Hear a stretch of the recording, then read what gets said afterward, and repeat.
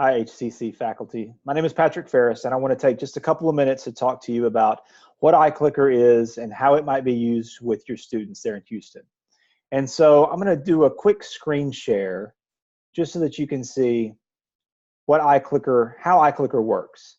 And so iClicker is very simply a way that you can engage your students in class. So when they come, one, we can have them be present. So we can require them to be in a certain location and take attendance. Two, while they're there, we can engage them actively in their learning. We can help them be successful. And so when I start the class, I'm going to go ahead and show you kind of the way that iClicker works. And so this is a floating toolbar.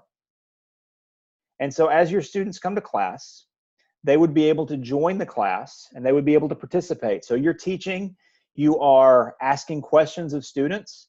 And here's a typical or an easy question that we might see for students. And so the question is, how many birthdays does the average man have?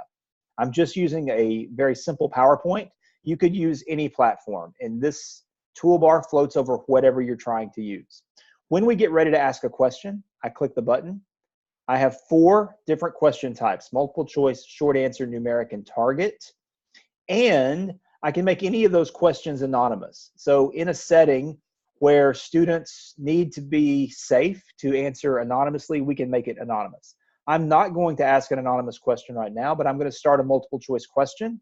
And so the question for students would be, how many birthdays does the average man have? I'm a student and I'm going to say E95. So I'm using my own device. I answer the question. As the instructor, I can stop the poll. I can look at student responses and see, did my students understand? Well, apparently not in this question, because the actual answer is A1. How many birthdays does the average man have? Well, he only has 1 birthday. We hope that he celebrates that birthday many times throughout his life. And so students get feedback. They see that the correct answer was A, and they see what they put as well.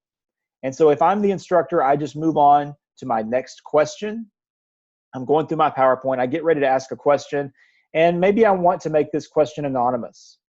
And so I'm going to start the question, and it says, some months have 31 days. How many have 28?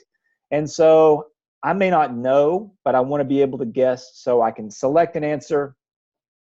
I can stop the poll as the instructor and look at the results and see, did my students understand? Was it a sensitive subject that we can discuss as a group? But it gives me feedback, and it lets students participate in their learning. At the end of class, we have the ability to end class or end it with an exit poll. And what an exit poll allows us to do is get more feedback from students at the end of class. What happens is, if I end with an exit poll, students on their device get a push notification, and they'll be able to answer 2 questions. 1, rate your level of understanding for today's class. And 2, is there anything from today's class you would like explained further?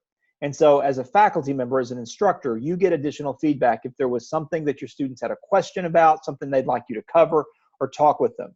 You have access to that information in a spreadsheet where we get student name, email address, and then their comment or their question. So we get additional feedback. In addition, and so we talked a little bit about polling, we have the ability to run attendance, to take attendance and require students to be physically present. And the way that we can do that is we can say, I want to require location for my students.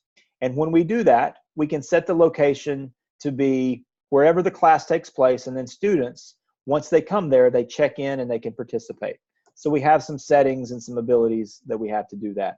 I wanted to just send you a quick video so that you would have this information.